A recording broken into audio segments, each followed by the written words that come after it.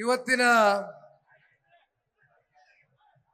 ಜನರೊಂದಿಗೆ ಜನತಾದಳ ಕಾರ್ಯಕ್ರಮ ಹುಣಸೂರು ವಿಧಾನಸಭಾ ಕ್ಷೇತ್ರದಲ್ಲಿ ಬಹುಶಃ ಒಂದು ಐತಿಹಾಸಿಕವಾದಂತ ಒಂದು ಕಾರ್ಯಕ್ರಮವನ್ನ ನಡೆಸಿಕೊಡ್ತಕ್ಕಂಥದಕ್ಕೆ ಸಾಕಷ್ಟು ಈ ಕಾರ್ಯಕ್ರಮದ ಜವಾಬ್ದಾರಿಗಳನ್ನ ಹೊತ್ತು ಈ ಕಾರ್ಯಕ್ರಮದ ಯಶಸ್ಸಿಗೆ ಹಗಲಿರಳು ದುಡಿದಿರ್ತಕ್ಕಂಥ ಕ್ಷೇತ್ರದ ನಿಷ್ಠಾವಂತ ಕಾರ್ಯಕರ್ತ ಬಂಧುಗಳೇ, ಇವತ್ತಿನ ಈ ಕಾರ್ಯಕ್ರಮದ ರೂವಾರಿಗಳು, ಈ ಕಾರ್ಯಕ್ರಮ ಎಲ್ಲೂ ಕೂಡ ಇಷ್ಟು ದೊಡ್ಡ ಮಟ್ಟದಲ್ಲಿ ಆಯೋಜನೆಯನ್ನ ಮಾಡ್ಕೊಂಡಿದ್ದೇವೆ. ಜನ ಬಹಳ ಅಪಾರ ಸಂಖ್ಯೆಯಲ್ಲಿ ಬಂದು ಕಾರ್ಯಕ್ರಮದ ಯಶಸ್ಸಿಗೆ ಪಾತ್ರದಾರರಾಗಿದ್ದಾರೆ. ನಾವು ಬೇಗ ಬಂದು ವೇದಿಕೆಯನ್ನ ತಲುಪಬೇಕು ಅಂತಕ್ಕಂಥ ಬಹುಶಃ ಕಳೆದ ಒಂದು 2-3 ಗಂಟೆಗಳಿಂದನೂ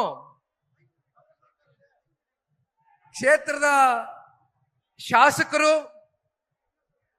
ನನ್ನ ಆತ್ಮೀಯ ಸಹೋದರ GD ಹರೀಶ್ ಗೌಡ್ರು ಬೆಳಗ್ಗಿನಿಂದನೂ ಕೂಡ ಬಹುಶಃ ಇವತ್ತು ಮೊದಲನೇ ಬಾರಿ ನಾನು ಅವ್ರನ್ನ ಇಷ್ಟೊಂದು ಟೆನ್ಷನ್ ನಲ್ಲಿ ನೋಡಿರ್ತಕ್ಕಂಥದ್ದು. ಸಾಮಾನ್ಯವಾಗಿ ನಿಮಗೆ ನಾನೇನು ಹೇಳ್ತಕ್ಕಂಥದ್ದು ಬೇಡ, ಪ್ರತಿನಿತ್ಯ ಪ್ರತಿ ಕ್ಷಣ ನಿಮ್ಮ ಜೊತೆಯಲ್ಲಿ ಒಬ್ಬ ಶಾಸಕ ಅಂತಕ್ಕಂಥದ್ದು ಕೂಡ ಬದಿಗಿಟ್ಟು ಮಾತನಾಡ್ತಕ್ಕಂಥದ್ದಾದ್ರೆ, ಈ ಕ್ಷೇತ್ರದಲ್ಲಿ ನಾನೊಬ್ಬ ನಿಮ್ಮ ಕುಟುಂಬದ ಒಬ್ಬ ಸದಸ್ಯ, ಒಬ್ಬ ಮಗನೋ ಅಣ್ಣನೋ ತಮ್ಮನೋ ಅಂತಕ್ಕಂಥ ರೀತಿಯಲ್ಲಿ ಕಳೆದ 3 ವರ್ಷಗಳಿಂದ ಸತತವಾಗಿ 2023ರ ವಿಧಾನಸಭಾ ಚುನಾವಣೆಯ ಅಂದಿನ ಸವಾಲುಗಳನ್ನ ಎದುರಿಸಿ ಎಲ್ಲಾ ಸವಾಲುಗಳನ್ನು ಕೂಡ ಮೆಟ್ ನಿಂತು ಇವತ್ತು ಪಕ್ಷದ ಕಾರ್ಯಕರ್ತರು, ಪಕ್ಷದ ಮುಖಂಡರು ಜೊತೆಯಲ್ಲಿ ಕ್ಷೇತ್ರದ ಎಲ್ಲ ನನ್ನ ತಂದೆ ತಾಯಂದ್ರುಗಳು, ಯುವ ಸಮುದಾಯದ ಅಣ್ಣ ತಮ್ಮಂದ್ರು, ಅಕ್ಕ ತಂಗಿಯರು, ಹಿರಿಯಕರು, ರೈತಾಪಿ ವರ್ಗ ಜೊತೆಯಲ್ಲಿ ಹುಣಸೂರು ಕ್ಷೇತ್ರ ಅಂದ್ರೆ ನಮ್ಮೆಲ್ರಿಗೂ ಗೊತ್ತಿದ್ದಾಗೆ ಸರ್ವ ಸಮುದಾಯ, ಸರ್ವ ಜನಾಂಗವೂ ಕೂಡ ವಾಸ ಇರ್ತಕ್ಕಂಥ ಒಂದು ಕ್ಷೇತ್ರ. ಇಂಥ ಒಂದು ಕ್ಷೇತ್ರದಲ್ಲಿ ಹರೀಶ್ ಗೌಡ್ರನ್ನ ಕಳೆದ 2023ರ ಸಾರ್ವತ್ರಿಕ ಚುನಾವಣೆಯಲ್ಲಿ ಗೆಲ್ಸಿರ್ತಕ್ಕಂಥ ನಿಮ್ ಎಲ್ಲರಿಗೂ ಕೂಡ ಕೋಟಿ ಕೋಟಿ ಪ್ರಣಾಮಗಳನ್ನ ಈ ಸಂದರ್ಭದಲ್ಲಿ ನಿಮಗೆ ಅರ್ಪಿಸ್ಲಿಕ್ಕೆ ಬಯಸ್ತೇನೆ. ಕಾರಣ, ಇಲ್ಲಿ ಹರೀಶ್ ಗೌಡ್ರು ಅವರ ಒಂದು ಸ್ನೇಹವನ್ನೇ ಮುಂದಿಟ್ಟು ನಾನು ಮಾತನಾಡ್ತಕ್ಕಂಥದ್ದಲ್ಲ. ನನ್ನ ಅವರು ಸ್ನೇಹ ಬಹುಶಃ ಇದು ರಾಜಕಾರಣಕ್ಕೆ ಮೀರಿದಂತ ಒಂದು ಬಾಂಧವ್ಯ ಅಂತಕ್ಕಂಥದ್ದು ನನಗೂ ಗೊತ್ತಿದೆ, ಅವ್ರಿಗೂ ಗೊತ್ತಿದೆ. ಆದ್ರೆ ನಾನು ಯಾತಕ್ಕೋಸ್ಕರ ನಿಮ್ಗೆ ಅಭಿನಂದನೆನ ಸಲ್ಲಿಸ್ಲಿಕ್ಕೆ ಇಷ್ಟಪಡ್ತೇನೆ ಅಂದ್ರೆ, ಒಬ್ಬ ಸಹಕಾರಿ ರಂಗದ ಒಂದು ಕ್ಷೇತ್ರದಿಂದ ನಿರ್ದೇಶಕರಾಗಿ ಕೆಲಸ ಮಾಡುತ್ತಾ ಜನರ ನಾಡಿ ಮಿಡಿತವನ್ನ ಅರ್ಥ ಮಾಡ್ಕೊಂಡು ರೈತರ ಸಂಕಷ್ಟವನ್ನ ತಿಳಿದು 23ರ ಚುನಾವಣೆಯಲ್ಲಿ ಮೊದಲನೇ ಬಾರಿ ಜನತಾದಳ ಪಕ್ಷದ ಚಿಹ್ನೆ ಅಡಿ ಸ್ಪರ್ಧೆ ಮಾಡಿರ್ತಕ್ಕಂಥ ಹರೀಶ್ ಗೌಡ್ರ ರಾಜಕಾರಣದ ಮೊದಲನೇ ಒಂದು ಹೆಜ್ಜೆಗೆ ನೀವೆಲ್ಲರೂ ಕೂಡ ತುಂಬು ಹೃದಯದಿಂದ ಅವ್ರಿಗೆ ಪ್ರೀತಿ ವಾತ್ಸಲ್ಯವನ್ನ ತೋರಿಸಿ ಇವತ್ತು ವಿಧಾನಸೌಧ ಮೆಟ್ಲನ್ನ ಹತ್ತಿಸ್ತಕ್ಕಂಥ ಕೆಲಸವನ್ನ ಮಾಡಿದ್ದೀರಿ. ಬಹುಶಃ ಅವರ ರಾಜಕಾರಣದ ಜೀವನದಲ್ಲಿ ಇವತ್ತು ಇದು ಒಂದು ಪ್ರಾರಂಭಿಕ ಹಂತ. ಈ ಒಂದು ಪ್ರಾರಂಭಿಕ ಹಂತದಲ್ಲಿ ಹರೀಶ್ ಗೌಡ್ರಿಗೆ ನೀವೇನು ಸಹಕಾರವನ್ನ ಕೊಟ್ಟಿದ್ದೀರಿ, ಮುಂದೊಂದು ದಿನ ಇಲ್ಲಿ ಸಾರಾ ಮಹೇಶ್ ಅಣ್ಣ ಅವ್ರು ಕೂತಿದ್ದಾರೆ, ನಮ್ಮ ಜಿಲ್ಲೆಯ ನಾಯಕರು, ನಮ್ಮ ಜಿಲ್ಲೆಯ ಸಂಪೂರ್ಣ ಜವಾಬ್ದಾರಿಯನ್ನ ಅವರ ಹೆಗಲ ಮೇಲೆ ತೆಗೆದುಕೊಂಡು ಸನ್ಮಾನ್ಯ ಕುಮಾರಣ್ಣ ಅವರ ಜೊತೆಯಲ್ಲಿ ಮತ್ತೆ ರಾಜಕೀಯವನ್ನ ಬದಿಗಿಟ್ಟು ಮಾತನಾಡ್ತಕ್ಕಂಥದ್ದಾದ್ರೆ ಬಹಳ ಒಂದು ಕುಟುಂಬದ ಜೊತೆಯಲ್ಲಿ ಇರ್ತಕ್ಕಂಥ ಒಂದು ಅನ್ಯೋನ್ಯತೆ, ಒಂದು ಸಂಬಂಧ ಬಹುಶಃ ನಾವು ಪದಗಳಲ್ಲಿ ಅದನ್ನ ವರ್ಣಿಸ್ಲಿಕ್ಕೆ ಆಗೋದಿಲ್ಲ. ಅವರ ಒಂದು ನಾಯಕತ್ವದಲ್ಲಿ ಜೊತೆಯಲ್ಲಿ ಇತ್ತೀಚಿನ ದಿನಗಳಲ್ಲಿ ಜಿಲ್ಲಾಧ್ಯಕ್ಷರಾಗಿ ನೂತನವಾಗಿ ಆಯ್ಕೆಯಾಗಿರ್ತಕ್ಕಂಥ ಅಶ್ವಿನ್ ಕುಮಾರ್ ರವರು ಕೂಡ ಮಾತನಾಡಿದ್ದಾರೆ. ಬಹುಶಃ ಅವ್ರ ಬಗ್ಗೆ ನಾನೇನು ಹೇಳಬೇಕಾಗಿಲ್ಲ. ಪಕ್ಷಕ್ಕೆ ಮತ್ತೆ ನಾಯಕತ್ವಕ್ಕೆ ಅತ್ಯಂತ ನಿಷ್ಠೆಯನ್ನ ಇಟ್ಕೊಂಡು ಅತ್ಯಂತ ಸೌಮ್ಯ ಸ್ವಭಾವದಿಂದ ವರ್ತನೆಯನ್ನ ಮಾಡ್ತಕ್ಕಂಥ ವ್ಯಕ್ತಿತ್ವವನ್ನು ಹೊಂದಿರತಕ್ಕಂಥ ಅಶ್ವಿನಣ್ಣ ಅವರಿಗೆ ಪಕ್ಷ ಇವತ್ತು ಜಿಲ್ಲಾಧ್ಯಕ್ಷ ಸ್ಥಾನವನ್ನ ಕೊಟ್ಟಿದೆ ಅಂತಕ್ಕಂಥದ್ದಾದ್ರೆ ಬಹುಶಃ ಅವರ ಜವಾಬ್ದಾರಿನೂ ಕೂಡ ಎಷ್ಟಿದೆ ಅಂತಕ್ಕಂಥದ್ದನ್ನ ನೀವು ಆಲೋಚನೆ ಮಾಡಬೇಕಾಗ್ತದೆ. ಆ ಜವಾಬ್ದಾರಿಯನ್ನ ಅಶ್ವಿನಣ್ಣ ಅವರು ಅರ್ಥಕೊಂಡಿದ್ದಾರೆ ಅಂತಕ್ಕಂಥದ್ದು ಕೂಡ ನಾವೆಲ್ಲರೂ ಕೂಡ ಭಾವಿಸಿದ್ದೇವೆ. ಪಿರಿಯಾಪಟ್ಟಣ ಕ್ಷೇತ್ರದ ನಿಕಟಪೂರ್ವ ಶಾಸಕರು, ಹಿರಿಯರು, ಅನುಭವಿಗಳು ಆಗಿರ್ತಕ್ಕಂಥ ಮಾದೇವಣ್ಣ ಅವರು ಕೂಡ ಈ ಕಾರ್ಯಕ್ರಮದಲ್ಲಿ ಉಪಸ್ಥಿತರಿದ್ದಾರೆ.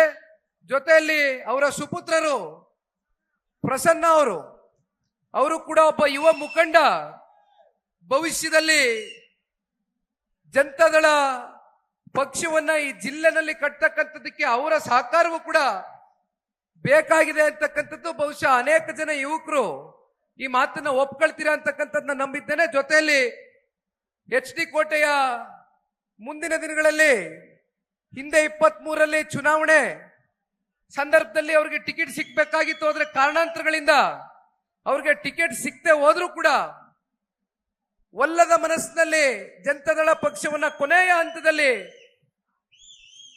ಮನಸ್ಸು ಬಿಟ್ಟು ಹೋಗ್ಲಿಲ್ಲ, ಬರೀ ದೇಹ ಮಾತ್ರ ಹೋಗಿತ್ತು. ಕೃಷ್ಣ ನಾಯಕರು ಮನಸ್ಸು ಜನತಾದಳದಲ್ಲೇ ಉಳಿದಿತ್ತು. ಹಾಗಾಗಿ ಇವತ್ತು ಮತ್ತೆ ಮನಸ್ಸು ದೇಹ ಎಲ್ಲ ಸಂಪೂರ್ಣವಾಗಿ ಜನತಾದಳಕ್ಕೆ ಬಂದು ಕೃಷ್ಣ ನಾಯಕರು SD ಕೋಟೆಯಲ್ಲಿ ಪಕ್ಷದ ಸಂಘಟನೆಯನ್ನ ಬಹಳ ತಳಮಟ್ಟದಿಂದ ಕಟ್ತಾ ಇರ್ತಕ್ಕಂಥದ್ದನ್ನ ನೋಡಿದ್ರೆ 100ಕ್ಕೆ 100 2028ರಲ್ಲಿ ಕೃಷ್ಣ ನಾಯಕರು ಜನತಾದಳ ಪಕ್ಷದ ಅಭ್ಯರ್ಥಿಗಳಾಗಿ NDA ಅಭ್ಯರ್ಥಿಗಳಾಗಿ SD ಕೋಟೆಯಿಂದ ವಿಧಾನಸೌಧಕ್ಕೆ ತಾವೆಲ್ಲರೂ ಕೂಡ, ಅಂದ್ರೆ ಇಲ್ಲಿ ಬಹುತೇಕ SD ಕೋಟೆಯಿಂದನೂ ಬಹಳ ಜನ ಅವರ ಅಭಿಮಾನಿಗಳು, ಪಕ್ಷದ ಅಭಿಮಾನಿಗಳು ಬಂದಿದ್ದೀರಿ. ಹುಣಸೂರು ಅಳಿಯ, ಓಹೋ ನೋಡಿ, ನನಗೆ ವಿಷಯನೇ ಗೊತ್ತಿಲ್ಲ. ಇದು ನನಗೆ ವಿಷಯನೇ ಹೇಳಿಲ್ಲ ನೋಡಿ. ಇಷ್ಟು ವರ್ಷ ನಮ್ಮ ಜೊತೆಯಲ್ಲಿದ್ದು ನೋಡಿ, ಇವತ್ತು ವೇದಿಕೆ ಮೇಲೆ ಹೇಳ್ತಾ ಇದ್ದಾರೆ. ಅಂದ್ರೆ ಕೋಟೆ ಮತ್ತೆ ಹುಣಸೂರು ಎರಡೂ ಒಂದು ನಂಟದೆ. ಹಾಗಾಗಿ 28ಕ್ಕೆ ಸನ್ಮಾನ್ಯ ಕುಮಾರಣ್ಣ ಅವರ ಜೊತೆಯಲ್ಲಿ ನೀವು ವಿಧಾನಸೌಧಕ್ಕೆ ಹೋಗ್ತಕ್ಕಂಥದ್ರಲ್ಲಿ ಆ ತಾಯಿ ಚಾಮುಂಡೇಶ್ವರಿಯ ಒಂದು ಆಶೀರ್ವಾದ, ಒಂದು ಅನುಗ್ರಹ, ಜೊತೆಯಲ್ಲಿ ಕ್ಷೇತ್ರದ ತಂದೆ ತಾಯಿಂದ್ರ ಒಂದು ಆಶೀರ್ವಾದ ನಿಮ್ಮ ಮೇಲೆ ಸಂಪೂರ್ಣವಾಗಿ ಇರುತ್ತೆ ಅಂತಕ್ಕಂಥದ್ದು ಈ ಸಂದರ್ಭದಲ್ಲಿ ಪಕ್ಷದ ಕಾರ್ಯಕರ್ತನಾಗಿ ನಂಬಿದ್ದೇನೆ. ಮತ್ತು ಮೈಸೂರು ನಗರದ ಅಧ್ಯಕ್ಷರು SPM ಮಂಜು ಅವರು ಕೂಡ ನೂತನವಾಗಿ ಇವತ್ತು ಆಯ್ಕೆ ಆಗಿದ್ದಾರೆ. ವಿಶೇಷವಾಗಿ ಇಂದಿನ ಕಾರ್ಯಕ್ರಮ ಹರೀಶ್ ರವರು ನನಗೆ ಹೇಳ್ತಾನೆ ಬಂದ್ರು, ಕ್ಷೇತ್ರದಲ್ಲಿ ಒಂದಷ್ಟು ಪದಾಧಿಕಾರಿಗಳಿಗೆ ಸಂಘಟನೆ ಮಾಡ್ತಕ್ಕಂಥ ದೃಷ್ಟಿಯಲ್ಲಿ ಒಂದಷ್ಟು ಬದಲಾವಣೆಗಳು, ಒಂದಷ್ಟು ತೀರ್ಮಾನಗಳನ್ನ ತಗೊಳ್ತೇನೆ. ಇವತ್ತಿನ ದಿನ ವೇದಿಕೆಯಲ್ಲಿ ಅದನ್ನ ನಿಮ್ಮೆಲ್ಲರ ಮುಂದೆ ಅವ್ರಿಗೆ ಒಂದು ಗೌರವವನ್ನು ಕೊಟ್ಟು, ಅವ್ರಿಗೆ ಸ್ಥಾನವನ್ನ ಕೊಟ್ಟು, ಅವ್ರಿಗೆ ಒಂದು ಜವಾಬ್ದಾರಿಯನ್ನ ಕೊಡೋಣ ಅಂತಕ್ಕಂಥದ್ರ ಬಗ್ಗೆ ನನ್ನ ಹತ್ರ ಚರ್ಚೆ ಮಾಡಿದ್ರು. ಅನೇಕ ಜನ ಇವತ್ತು ತಾಲೂಕು ಸಮಿತಿಯಲ್ಲಿ, ಜಿಲ್ಲಾ ಸಮಿತಿಯಲ್ಲಿ, ಮತ್ತೆ ಒಂದಿಬ್ರು ತಾಲೂಕಿನ ಹಿರಿಯರು ರಾಜ್ಯ ಸಮಿತಿಗೂ ಕೂಡ ಪದಾಧಿಕಾರಿಗಳಾಗಿ ಇವತ್ತಿನ ದಿನ ನೇಮಕಾತಿಗೊಂಡಿದ್ದಾರೆ. ನಿಮ್ಮೆಲ್ರಿಗೂ ಕೂಡ ಇವತ್ತಿನ ಈ ಒಂದು ಸುಸಂದರ್ಭದಂದು ನಿಮಗೆ ಶುಭವನ್ನ ಹಾರೈಸಲಿಕ್ಕೆ ಬಯಸ್ತೇನೆ, ಒಬ್ಬ ಈ ಪಕ್ಷದ ಕಾರ್ಯಕರ್ತನಾಗಿ. ಜೊತೆಯಲ್ಲಿ ಬಹಳ ಜನ ವೇದಿಕೆ ಮೇಲೆ ತಾಲೂಕಿನ ಮುಖಂಡರುಗಳು ಕೂತಿದ್ದೀರಿ. ಈ ತಾಲೂಕಿನ ಗಟ್ಟಿ ಬೇರುಗಳು, ಯಾರು ಕೂಡ ಅನ್ಯತಾ ಭಾವಿಸಬಾರದು. ಎಲ್ಲರ ಹೆಸರು ಹೇಳ್ತಕ್ಕಂಥದ್ದು ಹೋದ್ರೆ ಬಹುಶಃ ಈಗಾಗಲೇ 3 ಗಂಟೆ ಆಗೋಗಿದೆ. 3 ಗಂಟೆಗೆ ನಾವು ಊಟಕ್ಕೆ ಬಿಡ್ತೀವಿ ಅಂತ ಹರೀಶ್ ಗೌಡ್ರು ಕರೆ ಕೊಟ್ಟುಬಿಟ್ಟಿದ್ದಾರೆ. ಅದಕ್ಕಿಂತ ಮುಂಚೆನೆ ಊಟಕ್ಕೂ ಕೂಡ ಬಿಟ್ಟುಬಿಟ್ಟಿದ್ದಾರೆ. ಏನ್ ತಪ್ಪೇನಿಲ್ಲ, ಪಾಪ ನೀವೆಲ್ಲ ಹೊಟ್ಟೆ ಎಸ್ಕೊಂಡು ದೂರದಿಂದ ಹಳ್ಳಿಗಳಿಂದ ಬಂದಿರ್ತೀರಿ. ನಮ್ಗೇನೋ 5 ಗಂಟೆ 6 ಗಂಟೆ 7 ಗಂಟೆ ಮಧ್ಯಾಹ್ನ ಊಟ, ಒಂದೊಂದ್ಸಲಿ ಊಟನೇ ಸಿಕ್ಕದೆ ಹೋದ್ರೂ ಕೂಡ ಅಭ್ಯಾಸ ಆಗೋಗದೆ. ಇನ್ನು ವಯಸ್ಸು ಚಿಕ್ಕದದೆ, ಕೈಕಾಲು ಗಟ್ಟಗದೆ. ನೀವು ಕಟ್ಟಿರ್ತಕ್ಕಂಥ ಈ ಜನತಾದಳ ಪಕ್ಷವನ್ನ ಈಗೇನು ಬೆಳ್ಳಿ ಹಬ್ಬ 25 ವರ್ಷ ಆಚರಣೆ ಮಾಡಿದೆ ಜನತಾದಳ ಪಕ್ಷ. 50 ವರ್ಷ ಅಂದ್ರೆ ಮತ್ತೆ 25 ವರ್ಷ ಸದೃಢವಾಗಿ ಈ ಪಕ್ಷವನ್ನ ಕಟ್ತಕ್ಕಂಥದಕ್ಕೆ ಒಂದು ದೃಢ ಸಂಕಲ್ಪವನ್ನ ಹೊತ್ತಿ ಇವತ್ತು ಈ ಪಕ್ಷದ ಕಾರ್ಯಕರ್ತನಾಗಿ ನಾನೀಗಾಗಲೇ 9,000 ಕಿಲೋಮೀಟರ್ಗೂ ಹೆಚ್ಚು ರಾಜ್ಯ ಪ್ರವಾಸವನ್ನ ಮಾಡಿ 2ನೇ ಹಂತದ ಪ್ರವಾಸಕ್ಕೆ ಮೈಸೂರು ಜಿಲ್ಲೆಗೆ ಬಂದು ನಿಂತಿದ್ದೇನೆ. ಮೈಸೂರಿನಲ್ಲಿ ಈಗಾಗಲೇ ಪ್ರಿಯಾಪಟ್ಟಣ ಆಯ್ತು, ನಮ್ಮ KR ನಗರ ಆಯ್ತು, ಅಲ್ಲಿಂದ ನಿನ್ನೆ ದಿನ ಬನ್ನೂರ್ಗೆ ಹೋಗಿದ್ದೆ ಟಿ ನರಸೀಪುರ ಕ್ಷೇತ್ರಕ್ಕೆ, ಇವತ್ತು ಹುಣಸೂರಿಗೆ ಬಂದಿದ್ದೀನಿ. ಮತ್ತೆ ಕೋಟೆ ಕೂಡ ಮುಂದಿನ ತಿಂಗಳು 7ನೇ ತಾರೀಕು ಬಹಳ ದೊಡ್ಡ ಮಟ್ಟದಲ್ಲಿ ಪಕ್ಷದ ಕಾರ್ಯಕರ್ತರು ನಮ್ಮ ಕೃಷ್ಣ ನಾಯಕರ ನೇತೃತ್ವದಲ್ಲಿ ಕಾರ್ಯಕ್ರಮವನ್ನು ಆಯೋಜನೆ ಮಾಡ್ಕೊಂಡಿದ್ದಾರೆ, ಅಲ್ಲಿಯೂ ಕೂಡ ಬರ್ತೇನೆ. ಬಹುಶಃ ಹುಣಸೂರಷ್ಟೇ ಅಲ್ಲ, ಪಿರಿಯಾಪಟ್ಟಣ ಸೇರಿದಂತೆ, KR ನಗರ ಸೇರಿದಂತೆ, HD ಕೋಟೆ ಸೇರಿದಂತೆ, ಮತ್ತೆ ಹಾಸನ ಜಿಲ್ಲೆನಲ್ಲಿ ಒಂದು ತಾಲೂಕು ಅರ್ಕಲ್ಗೂಡು ವಿಧಾನಸಭಾ ಕ್ಷೇತ್ರ ಸೇರಿ ಬಹುಶಃ ಇಡೀ ರಾಜ್ಯದಲ್ಲಿ ನಮ್ಮ ರೈತರು ಹೊಗೆ ಸೊಪ್ಪನ್ನ ಬೆಳೀತಕ್ಕಂಥ ರೈತರು ಕೇವಲ 5 ವಿಧಾನಸಭಾ ಕ್ಷೇತ್ರದಲ್ಲಿ ಮಾತ್ರ ಹೊಗೆ ಸೊಪ್ಪನ್ನ ಬೆಳೀತಾ ಇದ್ದಾರೆ. ಆದ್ರೆ ಪ್ರತಿ ವರ್ಷವೂ ಕೂಡ ನೀವು ಬೆಳೀತಕ್ಕಂತ ಒಂದು ಹೊಗೆ ಸೊಪ್ಪು ಒಂದ್ ಕಡೆ ಖರೀದಿ ಆಗಿಲ್ಲ ಅಂತಕ್ಕಂಥ ಆತಂಕ, ಮತ್ತೊಂದ್ ಕಡೆ ಖರೀದಿ ಮಾಡ್ತೀವಿ ಅಂದ ಮೇಲೆ ನಿಮಗೆ ಏನೊಂದು ಕೆಜಿಗೆ ರೇಟ್ ಅನ್ನ ನಿಗದಿ ಮಾಡಿರ್ತಾರೆ. ಈ ವರ್ಷ ಕೂಡ ಮತ್ತೆ ಅದೇ ಸಮಸ್ಯೆ ಎದುರಾಗಿದೆ. 320 ರೂಪಾಯಿ ಒಂದು ಕೆಜಿಗೆ ಹೊಗೆ ಸೊಪ್ಪನ್ನ ಖರೀದಿ ಮಾಡ್ತೇವೆ ಅಂತಕ್ಕಂಥ ಮಾತನ್ನ ಕೊಟ್ಟ ಮೇಲೆ ಅದನ್ನ 260, 250 ರೂಪಾಯಿಗೆ ಇಳಿಕೆ ಮಾಡ್ತಾ ಇರ್ತಕ್ಕಂಥದ್ದು ಬಹುಶಃ ರೈತರಲ್ಲಿ ಸಾಕಷ್ಟು ಆತಂಕ ಉಂಟಾಗಿದೆ. ಈ ಒಂದು ವಿಚಾರಕ್ಕೆ ಸಂಬಂಧಪಟ್ಟಂತೆ ಹರೀಶ್ ಗೌಡ್ರು ಮಾತಾಡ್ಬೇಕಾದ್ರೆ ಹೇಳ್ತಾ ಇದ್ರು, ಮೊನ್ನೆ ದಿನ ಪ್ರಿಯಾಪಟ್ಟಣಕ್ಕೆ ಜನರೊಂದಿಗೆ ಜನತಾದಳ ಕಾರ್ಯಕ್ರಮಕ್ಕೆ ಹೋಗ್ತಾ ಇದ್ದೆ. ಆ ಸಂದರ್ಭದಲ್ಲಿ ವಿಚಾರ ಕೇಳ್ಪಟ್ಟು ಹುಣಸೂರಿನಲ್ಲಿ ಏನೊಂದು ಟೊಬ್ಯಾಕೋ ಬೋರ್ಡ್ ಇದೆ, ಆ ಬೋರ್ಡ್ ನಲ್ಲಿ ಯಾವುದೋ ಒಬ್ಬ ಅಧಿಕಾರಿ ಒಂದ್ ರೀತಿ ನಮ್ಮ ರೈತರಿಗೆ ಸ್ವಲ್ಪ ಮನಸ್ಸಿಗೆ ನೋವಾಗ್ತಕ್ಕಂಥ ಕೆಲವೊಂದಷ್ಟು ಪದ ಬಳಕೆಯನ್ನ ಮಾಡಿದ್ದಾರೆ ಅಂತಕ್ಕಂಥದ್ದನ್ನ ಕೇಳ್ಪಟ್ಟೆ. ಕೇಳ್ತಾ ಇದ್ದಂಗೆ ಹರೀಶ್ ಗೌಡ್ರು, ಮಾದೇವಣ್ಣ ಅವರು ಮತ್ತೆ ನಮ್ಮ ಅಶ್ವಿನ್ ಕುಮಾರ್ ಅವರು ಬಹುತೇಕ ಈ ಜಿಲ್ಲೆಯ ನಾಯಕರುಗಳು ಎಲ್ಲರೂ ಸೇರಿ ಹುಣಸೂರಿನಲ್ಲಿ ಆ ಒಂದು ಟೊಬ್ಯಾಕೋ ಬೋರ್ಡ್ಗೆ ಭೇಟಿಯನ್ನ ಕೊಟ್ಟು ಅಲ್ಲಿರ್ತಕ್ಕಂಥ ಅಧಿಕಾರಿಗಳಿಗೂ ಕೂಡ ಒಂದು ಕಿವಿ ಮಾತನ್ನ ಹೇಳಿ ಬಂದಿದ್ದೇವೆ. ರೈತರು ಯಾವತ್ತೂ ಕೂಡ ಸ್ವಾಭಿಮಾನದ ಬದುಕನ್ನ ಕಾಣ್ತಕ್ಕಂಥ ಸ್ವಾಭಿಮಾನಿಗಳು.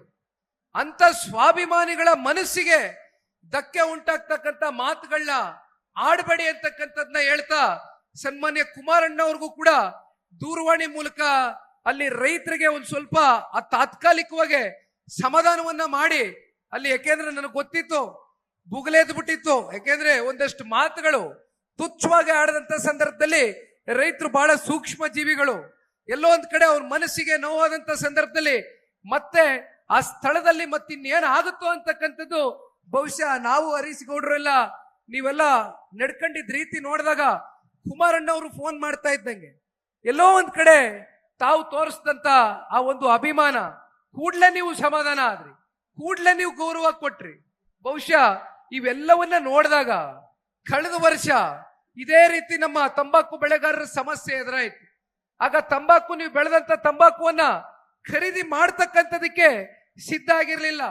ಆ ಒಂದು ಸಂದರ್ಭದಲ್ಲಿ ಸಾರಮ್ಮ ಎಸಣ್ಣ ಅವರು, ಹರೀಶ್ ಗೌಡ್ರು, ಜಿಲ್ಲೆಯ ಎಲ್ಲ ನಾಯಕರುಗಳ ಜೊತೆಯಲ್ಲಿ ಒಂದು ನಿಯೋಗನೆ ಬಂತು. ಒಬ್ಬ ರೈತ ನಿಯೋಗ ಸಂಪೂರ್ಣವಾಗಿ ಒಂದು 20, 25, 30 ಜನ ಬಂದು ಬಿಡದಿಯ ತೋಟದ ಮನೆಯಲ್ಲಿ ಸನ್ಮಾನ್ಯ ಕುಮಾರಣ್ಣ ಅವ್ರನ್ನ ಭೇಟಿ ಮಾಡಿ ಈ ಸಮಸ್ಯೆಗಳು ಹಿಂಗೆ ಎದುರು ನೋಡ್ತಾ ಇದ್ದೇವೆ, ದಯವಿಟ್ಟು ಇದನ್ನ ಖರೀದಿ ಮಾಡ್ತಕ್ಕಂಥದಕ್ಕೆ ನೀವು ಕೇಂದ್ರದ ಸಚಿವರಿದ್ದೀರಿ, ಏನಾದ್ರೂ ಮಾಡಿ ನಮ್ಮನ್ನ ಉಳಿಸಿ ಕುಮಾರಣ್ಣ ಅವರೇ ಅಂತ ಬಂದಾಗ ಆ ಸಂದರ್ಭದಲ್ಲಿ ಬಹುಶಃ ಕುಮಾರಣ್ಣ ಅವರು ತಗೊಂಡಂತ ಒಂದು ತೀರ್ಮಾನ, ಬಹುಶಃ ಇಲ್ಲಿ ಮೂರ್ತಣ್ಣ ಅವರು ಬಹಳ ಜನ ನಿಯೋಗದಲ್ಲಿ ಬಂದಿದ್ರು, ಈಗಲೂ ಕೂಡ ನನಗೆ ಬಂದು ಒಂದು ಇವತ್ತಿನ ಈ ಸಮಸ್ಯೆಯ ಬಗ್ಗೆ ಒಂದು ಅರ್ಜಿಯನ್ನ ಕೂಡ ಕೊಟ್ಟು ಹೋಗಿದ್ದಾರೆ.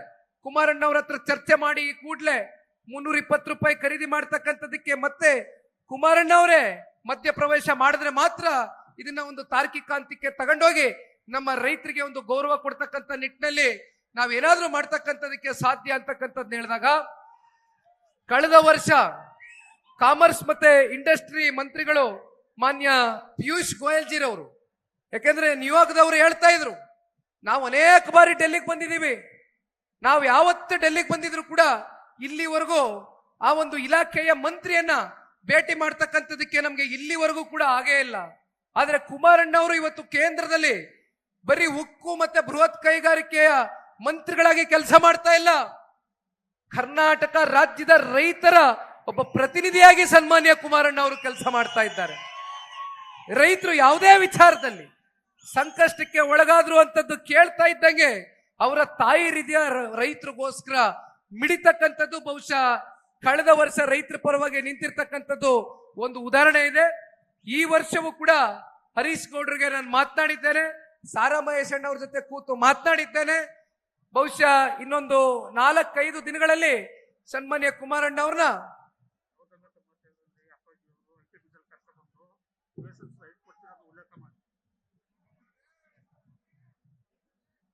ಕುಮಾರಣ್ಣವರ ಸಮಯವನ್ನ ತೆಗೆದುಕೊಂಡು ಡೆಲ್ಲಿಗೆ ಒಂದು ನಿಯೋಗವನ್ನ ಕರ್ಕೊಂಡು ಹೋಯ್ತೇವಣ. ದಯವಿಟ್ಟು ಯಾರು ಆತಂಕ ಪಡ್ತಕ್ಕಂಥದ್ದು ಬೇಡ. ಇವತ್ತು ರೈತರನ್ನು ಉಳಿಸ್ತಕ್ಕಂಥದ್ದಕ್ಕೆ ಇನ್ನು ಜನತಾದಳ ಪಕ್ಷ ಈ ರಾಜ್ಯದಲ್ಲಿ ಬದುಕದೆ, ಅದಕ್ಕೆ ಜೀವ ತುಂಬಿಸ್ಕೊಟ್ಟಿದ್ದೀರಿ. ಜೀವ ತುಂಬಿಸಿರ್ತಕ್ಕಂಥವ್ರು ನೀವು. ನಿಮ್ಮ ಸಂದಿಗ್ಧ ಪರಿಸ್ಥಿತಿಯಲ್ಲಿ ಜನತಾದಳ ಪಕ್ಷ ಸನ್ಮಾನ್ಯ ಕುಮಾರಣ್ಣವರ ನೇತೃತ್ವದಲ್ಲಿ 100ಕ್ಕೆ 100 ಹೊಗೆ ಸೊಪ್ಪಿನ ರೈತರಿಗೆ ಸಂಪೂರ್ಣ ಹೃದಯದಿಂದ ಸ್ಪಂದನೆಯನ್ನ ಕೊಡ್ತೇವೆ. ದಯಮಾಡಿ ತಾವು ಧೃತಿಗೆಡಬೇಡಿ, ಧೈರ್ಯವಾಗಿರಿ. ಹುಣಸೂರು ವಿಧಾನಸಭಾ ಕ್ಷೇತ್ರಕ್ಕೆ ಒಂದು ದೊಡ್ಡ ಇತಿಹಾಸ ಇದೆ. ಬಹುಶಃ ಆ ಒಂದು ಇತಿಹಾಸಕ್ಕೆ ಕಾರಣಕರ್ತರಾಗಿರ್ತಕ್ಕಂಥವ್ರು ಒಂದು ಕಡೆ ಕ್ಷೇತ್ರದ ಜನತೆ, ಕಾರಣ ದಿವಂಗತ ಮಾಜಿ ಮುಖ್ಯಮಂತ್ರಿಗಳು ದೇವರಾಜ್ ಅರಸೂರವರು. ಧ್ವನಿ ಇಲ್ಲದೆ ಇರ್ತಕ್ಕಂಥ ವರ್ಗಕ್ಕೆ, ಶೋಷಿತ ವರ್ಗಕ್ಕೆ, ಸಮಾಜದಲ್ಲಿ ತುಳಿತಕ್ಕೆ ಒಳಗಾಗಿರ್ತಕ್ಕಂಥ ವರ್ಗಕ್ಕೆ ಅವರು ತಗೊಂಡಂತ ಕೆಲವೊಂದಷ್ಟು ಕ್ರಾಂತಿಕರವಾದಂತ, ಅವರು ಇಟ್ಟಂತ ಒಂದಷ್ಟು ದಿಟ್ಟ ಹೆಜ್ಜೆಗಳು ಬಹುಶಃ ಇವತ್ತು ಅದು ಇತಿಹಾಸದ ಪುಟಗಳಲ್ಲಿ ಅಜರಾಮರವಾಗಿ ಉಳಿದು ಬಿಟ್ಟಿದೆ, ನೆಲ ಊರದೆ. ಅಂತ ಒಬ್ಬ ಪುಣ್ಯಾತ್ಮನ ಪ್ರತಿಮೆಗೆ ಹೋಗಿ ನಾನು ಹರೀಶ್ ಗೌಡ್ರ ಹತ್ರ ಹೇಳ್ತಾ ಇದ್ದಂಗೆ ಹರೀಶ್ ಗೌಡ್ರ ಮನಸ್ಸಲ್ಲೂ ಕೂಡ ಅದೇ ಇತ್ತು. ಇವತ್ತು ಜನರೊಂದಿಗೆ ಜನತಾದಳ ಕಾರ್ಯಕ್ರಮಕ್ಕೆ ಬರ್ತಾ ಇದ್ದೇವೆ.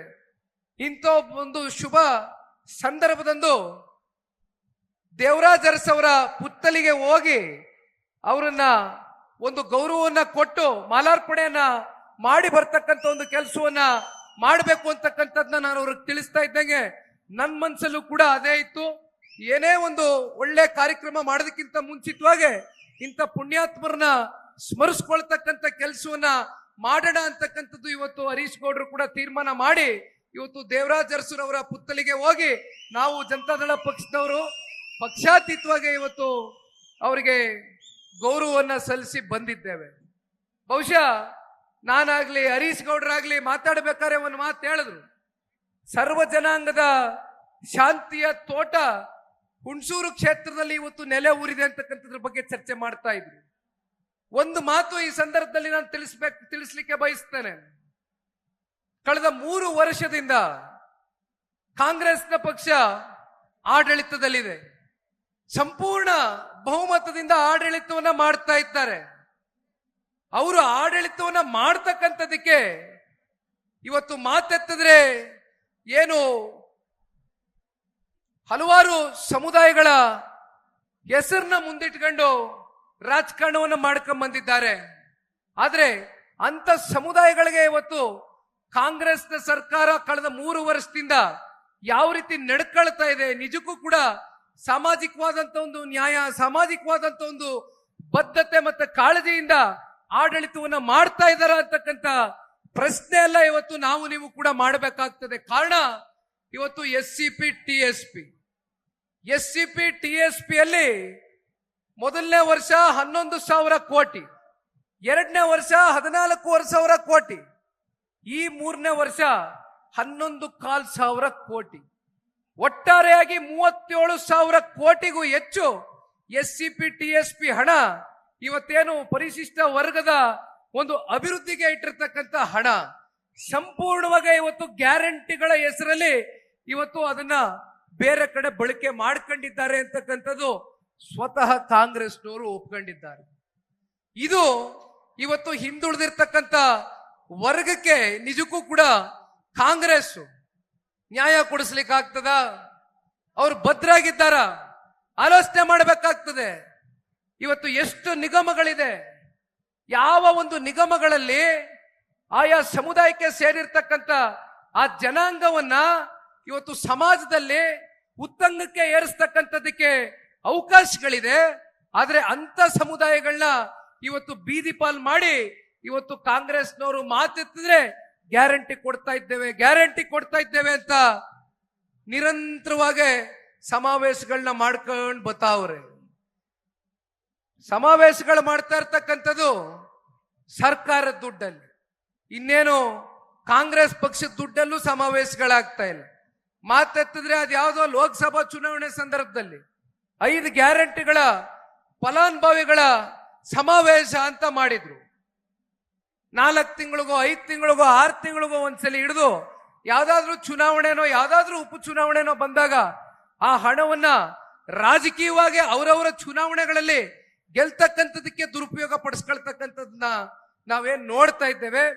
ಬಹುಶಃ ಇವತ್ತು ಇಲ್ಲಿ ಇಷ್ಟು ದೊಡ್ಡ ಮಟ್ಟದಲ್ಲಿ ಹುಣಸೂರಿನಲ್ಲಿ ಇವತ್ತು ಸೇರಿರ್ತಕ್ಕಂಥ ನಿಮ್ಮೆಲ್ಲರನ್ನು ನಾನು ನೋಡಿದಾಗ ಎಲ್ಲೋ ಒಂದ್ ಕಡೆ ಚುನಾವಣೆಯ ಒಂದು ಕಾವು ಹುಣಸೂರು ಕ್ಷೇತ್ರದಿಂದನೇ ಪ್ರಾರಂಭ ಆಗೋಗದೆ. ಇನ್ನೂ 2 ವರ್ಷ ಆದೆ ಚುನಾವಣೆಗೆ, ಇನ್ನೂ 2 ವರ್ಷ ಆದೆ ಚುನಾವಣೆಗೆ. ಇವತ್ ನೋಡಿದ್ರೆ ಹುಣಸೂರು ಕ್ಷೇತ್ರದಲ್ಲಿ ಸೇರಿದಂತ ಜನ, ವಿಶೇಷವಾಗಿ ಹಳ್ಳಿಗಳಿಂದ ಬಂದಂತ ನಮ್ಮ ತಾಯಂದ್ರುಗಳು ತಲೆ ಮೇಲೆ ಕಳಶವನ್ನ ಹೊತ್ತು ಪಾಪ 2 ಗಂಟೆ 3 ಗಂಟೆ ಹರೀಶ್ ಗೌಡ್ರು ಕಾರಲ್ಲಿ ಬರ್ತಾ ಇದ್ರು, ನನ್ನ ಜೊತೆ ಬೈಕಲ್ಲಿ ಕುಂತ್ಕೊಂಡ್ರು, ಹೊಲ್ಟೇ ಬಿಟ್ರು ಮುಂದಕ್ಕೆ. ಇಲ್ಲ ನಾ ಕ್ಲಿಯರ್ ಮಾಡಿಸ್ತೀನಿ, ಹೋಗಿ ತಲುಪಕ್ಕಾಗಲ್ಲ, 20 ಕಿಲೋಮೀಟರ್ ಬಂದಿದ್ದೀವಿ ಬೈಕ್ ರ್ಯಾಲಿ, ಬರೋದಕ್ಕೆ ತಡ ಆಯ್ತು. ದಯಮಾಡಿ ಕ್ಷಮೆ ಕೋರ್ತೇನೆ. ಯಾಕೆಂದ್ರೆ ಹಳ್ಳಿಗಳಿಂದ ಬಂದಂತ ಹೆಣ್ಮಕ್ಳನ್ನ ಬಿಸಿಲಲ್ಲಿ ನಿಲ್ಲಿಸ್ತಕ್ಕಂಥದ್ದು ಬಹುಶಃ ನಮ್ಮ ಮನಸ್ಸು ಯಾರಿಗೂ ಕೂಡ ಒಪ್ಲಿಕ್ಕಿಲ್ಲ. ಆದ್ರೂ ಕೂಡ ಒಂದಷ್ಟು ಬಾರಿ ಇವೆಲ್ಲವೂ ಕೂಡ ಆಗ್ತದೆ, ನಮ್ಮ ಕೈನಲ್ಲಿ ಇರ್ಲಿಕ್ಕಿಲ್ಲ. ಆಗಾಗ ಹರೀಶ್ ಗೌಡ್ರಿಗೆ ಅದನ್ನೇ ಹೇಳ್ತಾ ಇದ್ದೆ, ನೀವು ನೋಡಿದ್ರಿ ಅವ್ರು ಯಾವತ್ತೂ ಕೂಗಾಡೋದಿಲ್ಲ. ಇವತ್ತು ಬಹಳ ಕೂಗಾಟ, ಕಿರ್ಚಾಟ, ರಂಪಾಟ ಹರೀಶ್ ಗೌಡ್ರು. ಬಹುಶಃ ಅದಕ್ಕೆ ಕಾರಣ ಎಲ್ಲಿ ನೀವು ಕಾತ್ ಕುಳಿತುಕೊಂಡಿದ್ದೀರಿ, ನೀನ್ ಎಷ್ಟು ಗಂಟೆ ಕಾಯಿಸ್ಬೇಕಲ್ಲಪ್ಪ ಅಂತ ಅವರಲ್ಲಿ ಇರ್ತಕ್ಕಂಥ ನಿಮ್ಮ ಮೇಲೆ ಒಂದು ಪ್ರೀತಿಯಿಂದ ಅಷ್ಟೇ ಬಿಟ್ರೆ ಬೇರೆ ಇನ್ನೇನು ಇಲ್ಲ. ಬಹುಶಃ ಮಾತನಾಡ್ತಕ್ಕಂಥದಕ್ಕೆ ಇನ್ನೂ ಹಲವಾರು ವಿಚಾರಗಳಿದೆ. 1-2-3 ವಿಚಾರ ಕೊನೆಯದಾಗಿ ಮಾತನಾಡಿ ನನ್ನ ಮಾತಿಗೆ ವಿರಾಮ ಕೊಡ್ತೇನೆ. ಇವತ್ತೇನು ಸ್ಟೇಟ್ ಸ್ಕಾಲರ್ಶಿಪ್ ಕಡೆಯಿಂದ, ಸ್ಟೇಟ್ ಸ್ಕಾಲರ್ಶಿಪ್ ಪೋರ್ಟಲ್ ವತಿಯಿಂದ ಇವತ್ತು ವಿದ್ಯಾವೇತನವನ್ನ ವಿದ್ಯಾರ್ಥಿಗಳಿಗೆ, ಬಡ ಮಕ್ಕಳಿಗೆ ನೀಡಬೇಕಾಗಿತ್ತು. ಇಲ್ಲಿಯವರೆಗೂ ಕೂಡ 40% ಆ ವಿದ್ಯಾರ್ಥಿಗಳಿಗೆ ವಿದ್ಯಾವೇತನವನ್ನ ನೀಡ್ತಾ ಇಲ್ಲ. ಯಾಕೆ ಇದನ್ನೆಲ್ಲ ಮಾತನಾಡ್ತಾ ಇದ್ದೇನೆ ಇವತ್ತು? ನಿನ್ನೆ ದಿನ ನೀವು ಧಾರವಾಡದಲ್ಲಿ ನೋಡಿರ್ಬೇಕು ಏನಾಯ್ತು ಅಂತ. ಧಾರವಾಡದಲ್ಲಿ ಯುವಕರು ಬೀದಿಗಿಳಿದು ಇವತ್ತು ಸಂಪೂರ್ಣ ದಂಗೆ ನಡೀತಾ ಇದೆ ರಸ್ತೆಗಳಲ್ಲಿ. ಕಾರಣ ಸರ್ಕಾರಿ ಹುದ್ದೆಗಳು ಇಲ್ಲಿವರೆಗೂ ಭರ್ತಿ ಮಾಡಿಲ್ಲ. ಸರ್ಕಾರಿ ಹುದ್ದೆಗಳು 2,85,000 ಹುದ್ದೆಗಳನ್ನ ಇಲ್ಲಿವರೆಗೂ ಭರ್ತಿ ಮಾಡಕ್ಕಾಗಿಲ್ಲ. ಕಾಂಗ್ರೆಸ್ನವ್ರು ಮಾತು ಕೊಟ್ಟಿದ್ರು, ಸ್ವತಃ ಮುಖ್ಯಮಂತ್ರಿಗಳ ಮಾತು ಕೊಟ್ಟಿದ್ರು. ಆದ್ರೆ ಇಲ್ಲಿವರೆಗೂ ಕೊಟ್ಟಂತ ಮಾತನ್ನ ಉಳಿಸ್ಕೊಳ್ತಕ್ಕಂಥದಕ್ಕೆ ಸಂಪೂರ್ಣ ವಿಫಲರಾಗಿದ್ದಾರೆ. ಆ ಕಾರಣದಿಂದ ಇವತ್ತು ಧಾರವಾಡದಲ್ಲಿ ಯುವಕರು ಬೀದಿಗೆ ಇಳಿದು ಹೋರಾಟವನ್ನ ಮಾಡ್ತಾ ಇದ್ದಾರೆ, ಪ್ರತಿಭಟನೆಯನ್ನ ಮಾಡ್ತಾ ಇದ್ದಾರೆ. ಕಾರಣ ಬಹಳ ಜನ ರೈತಾಪಿ ವರ್ಗದ ಮಕ್ಕಳು ಓದಿದ್ದಾರೆ, ತುಂಬಾ ಜನ ಮಕ್ಕಳು ಕಾಂಪಿಟೇಟಿವ್ ಎಕ್ಸಾಮ್ಸ್ ನಲ್ಲಿ ಬರೆದಿದ್ದಾರೆ, ಪಾಸ್ ಔಟ್ ಆಗಿದ್ದಾರೆ. ಆದ್ರೆ ವಿಪರ್ಯಾಸ, ಅವ್ರಿಗೆ ಸರ್ಕಾರಗಳು ನೀಡಬೇಕಾದಂತ ಕೆಲಸ ಇಲ್ಲಿವರೆಗೂ ಕೂಡ ಅವ್ರಿಗೆ ಕೈಗೆ ಕೊಟ್ಟಿಲ್ಲ. ಆ ಕಾರಣದಿಂದ ಇವತ್ತು ಇನ್ನೊಂದು ಕಡೆ ನಮ್ಮ ಗಂಗಾ ಕಲ್ಯಾಣ ಯೋಜನೆಗೆ ಮಂಜೂರಾತಿ ಆಗದೆ, ಕೇವಲ ಕಾಗದ ಪತ್ರದಲ್ಲಿ ಮಂಜೂರಾತಿ ಆಗದೆ. ಆದ್ರೆ ಇಲ್ಲಿವರೆಗೂ ಕೂಡ ಗಂಗಾ ಕಲ್ಯಾಣ ಯೋಜನೆಯಲ್ಲಿ ಮಧ್ಯಮ ವರ್ಗದ ರೈತರು, ಸಣ್ಣ ರೈತರು, ಪರಿಶಿಷ್ಟ ವರ್ಗದ ರೈತರುಗಳು ಏನು ಬೋರ್ವೆಲ್ಗಳನ್ನ ನಿಮಗೆ ಅನುಕೂಲ ಮಾಡ್ತಕ್ಕಂಥದಕ್ಕೆ ಗಂಗಾ ಕಲ್ಯಾಣ ಯೋಜನೆ ನಿಮಗೆ ಮೀಸಲಿಟ್ಟಿದ್ದೆ ಸರ್ಕಾರಗಳು, ಹಿಂದಿನ ಸರ್ಕಾರಗಳು. ಆದ್ರೆ ಇಲ್ಲಿಯವರೆಗೂ ಕೂಡ ಯಾವ ಘಟಕಗಳು ಕೂಡ, ಯಾವ ಬೋರ್ವೆಲ್ಗಳಿಗೂ ಕೂಡ ಇವತ್ತು ಚಾಲನೆಯನ್ನ ಕೊಟ್ಟಿಲ್ಲ ಈ ಸರ್ಕಾರ. ಒಟ್ಟಾರೆಯಾಗಿ ಮಾತನಾಡ್ತಾ ಹೋದ್ರೆ TC ಕನೆಕ್ಷನ್ ವಿಚಾರ ಮಾತನಾಡಬಹುದು. 25,000 ಇದ್ದಂತ TC ಕನೆಕ್ಷನ್ ಇವತ್ತು 2.5-3 ಲಕ್ಷಕ್ಕೆ ಹೋಗಿ ತಲುಪಿದೆ. ಮತ್ತೆ ಕರೆಂಟ್ಗಳು ಇವತ್ತು 2 ಗಂಟೆ 3 ಗಂಟೆಗೆ ರಾತ್ರಿ ಎಷ್ಟೊತ್ತಲ್ಲೋ ಕರೆಂಟ್ ಕೊಡ್ತೀರಿ. ವಿದ್ಯುತ್ ಸಂಪರ್ಕ ಇವತ್ತು ಸಂಪೂರ್ಣವಾಗಿ ಸ್ಥಗಿತ ಆಗಿದೆ. ವಿದ್ಯುತ್ಗಳು ಕೊಡ್ತಾ ಇಲ್ಲ ಸರಿಯಾದಂತ ಸಂದರ್ಭದಲ್ಲಿ. ಈ ರೀತಿ ರೈತರುಗಳ ಜೀವನದ ಜೊತೆ ಚೆಲ್ಲಾಟವನ್ನ ಪ್ರತಿ ಹಂತದಲ್ಲೂ ಇವತ್ತು ಕಾಂಗ್ರೆಸ್ನವ್ರು ಏನ್ ಮಾಡ್ತಾ ಇದ್ದಾರೆ. ಬಹುಶಃ ಇದಕ್ಕೆಲ್ಲವೂ ಕೂಡ ಉತ್ತರವನ್ನ ಕೊಡಬೇಕು ಅಂತಕ್ಕಂಥದ್ದಾದ್ರೆ ಜನತಾದಳ ಪಕ್ಷ ಎಲ್ಲದಕ್ಕೂ ತಯಾರಿಯನ್ನ ಮಾಡ್ಕೊಂಡಿದ್ದೆ. ಮನೆಯಲ್ಲಿ ಕೂತು, ಕಚೇರಿಯಲ್ಲಿ ಕೂತು ನಾವ್ಯಾರು ಕೂಡ ರಾಜಕಾರಣ ಮಾಡ್ಕೊಂಡ್ ಬಂದಂತವ್ರಲ್ಲ. ಬೀದಿಯಲ್ಲಿ ಇಳಿತೇವೆ, ನಿಮ್ಮ ಜೊತೆಯಲ್ಲಿ ನಿಲ್ತೇವೆ, ರೈತರ ಜೊತೆಯಲ್ಲಿ ಇರ್ತೇವೆ. ಈ ಜನ ವಿರೋಧಿ ಸರ್ಕಾರವನ್ನ ಈ ರಾಜ್ಯದಿಂದ ಬುಡ ಸಮೇತ ಕಿತ್ತೊಗಿತಕ್ಕಂಥದ್ವರೆಗೂ ಕೂಡ ಹೋರಾಟ. ಜನತಾದಳ ಪಕ್ಷದ ಕಾರ್ಯಕರ್ತ ಬಂಧುಗಳು ಕಳೆದ ಇನ್ನೊಂದು 2 ವರ್ಷಗಳ ಕಾಲ ಯಾರು ಕೂಡ ಕುತ್ಕೊಳ್ತಕ್ಕಂಥ ಪ್ರಶ್ನೆ ಇಲ್ಲ, ಎದೆಗುಂತಕ್ಕಂಥ ಪ್ರಶ್ನೆ ಇಲ್ಲ. 100ಕ್ಕೆ 100 ನಮಗೆ ಸಂಪೂರ್ಣ ವಿಶ್ವಾಸ ಇದೆ. ಇವತ್ತು ಯಾವ ರೀತಿ ಇವತ್ತು ಚುನಾವಣೆ ಕಾವು ಇಲ್ಲದೆ ಹೋದ್ರು ಕೂಡ ನೀವು ಬಂದು ಇಷ್ಟು ದೊಡ್ಡ ಮಟ್ಟದಲ್ಲಿ ಸೇರಿದ್ದೀರಿ. ಇದೇ ರೀತಿ ಬಹುಶಃ ಇವತ್ತು ಚುನಾವಣೆ ಏನಾದ್ರೂ ಡಿಕ್ಲೇರ್ ಆದ್ರೂ ಕೂಡ ಈ ಕೂಡಲೇ ಕಾಂಗ್ರೆಸ್ ಸರ್ಕಾರವನ್ನ ಮನೆಗೆ ಕಳಿಸ್ತಕ್ಕಂಥ ಒಂದು ಕೆಲಸವನ್ನ ನಾಡಿನ ಜನತೆ ಮಾಡ್ತಕ್ಕಂಥದ್ರಲ್ಲಿ ಯಾವುದೇ ಸಂಶಯ ಇಲ್ಲ. ಹಾಗಾಗಿ ಇನ್ನು ಮಾತನಾಡ್ತಕ್ಕಂಥದ್ದಕ್ಕೆ ಬಹುತೇಕ ವಿಚಾರಗಳಿದ್ರು. ಸಮಯ 3 ಗಂಟೆ 20 ನಿಮಿಷ ಆಗಿದೆ. ಇನ್ನೂ ನಿಮ್ಮ ಸಮಯ ತೆಗೆದುಕೊಳ್ಳೋದು ಬೇಡ. ಯಾಕೆಂದ್ರೆ ಇನ್ನೂ ಒಂದು ದೊಡ್ಡ ಸಮಾವೇಶವೂ ಕೂಡ ಬಹುಶಃ ಇನ್ನೊಂದು ತಿಂಗಳು 2 ತಿಂಗಳ ಒಳಗಡೆ ಮೈಸೂರು ಜಿಲ್ಲೆಯಲ್ಲಿ ಬಹಳ ದೊಡ್ಡ ಮಟ್ಟದಲ್ಲಿ ಮೊನ್ನೆಯ ದಿನ ಹಾಸನ್ನಲ್ಲಿ ಏನೊಂದು ಸಮಾವೇಶ ಆಯಿತು. ನಾಡಿದ್ದು ಬಿಜಾಪುರ ಜಿಲ್ಲೆಯಲ್ಲಿ ಕಿತ್ತೂರು ಕರ್ನಾಟಕದ 7 ಜಿಲ್ಲೆ ಸೇರಿ ಒಂದು ದೊಡ್ಡ ಸಮಾವೇಶವನ್ನ ಜನತಾದಳ ಪಕ್ಷ ಹಮ್ಮಿಕೊಂಡಿದೆ. ಅದೇ ರೀತಿ ಮೈಸೂರು ಜಿಲ್ಲೆಯಲ್ಲೂ ಕೂಡ ಒಂದು ದಿನಾಂಕ ಅತಿ ಶೀಘ್ರದಲ್ಲೇ ಪಕ್ಷದ ವರಿಷ್ಠರು ತೀರ್ಮಾನವನ್ನ ಮಾಡ್ತಾರೆ. ಆ ಒಂದು ಸಮಾವೇಶಕ್ಕೆ ತಾವೆಲ್ಲರೂ ಕೂಡ ಬಂದು ಭಾಗವಹಿಸಿ ಈ ಭ್ರಷ್ಟ ಕಾಂಗ್ರೆಸ್ ಸರ್ಕಾರದ ವಿರುದ್ಧವಾಗಿ ನಾವು ನೀವೆಲ್ಲರೂ ಕೂಡ ಮೈಸೂರು ಜಿಲ್ಲೆಯಿಂದ ಹೋರಾಟವನ್ನ ಪ್ರಾರಂಭ ಮಾಡ್ತಕ್ಕಂಥದ್ದು ಕಾರಣ. ಮೈಸೂರು ಜಿಲ್ಲೆ ಹಳೆ ಮೈಸೂರು ಪ್ರಾಂತ್ಯ ಅಂತ ನಾವೇನ್ ಕರಿತೇವೆ, ಮೈಸೂರು ಜಿಲ್ಲೆಗೆ ರಾಜಕೀಯವಾಗಿ ರಾಜ್ಯ ರಾಜಕಾರಣದಲ್ಲಿ ತನ್ನದಾದಂತ ಒಂದು ಇತಿಹಾಸ ಇದೆ. ನ್ಯೂಸ್ ಫಸ್ಟ್ ನಿರ್ಭೀತಿಯಿಂದ ನಿಮ್ಮ ಪರವಾಗಿ.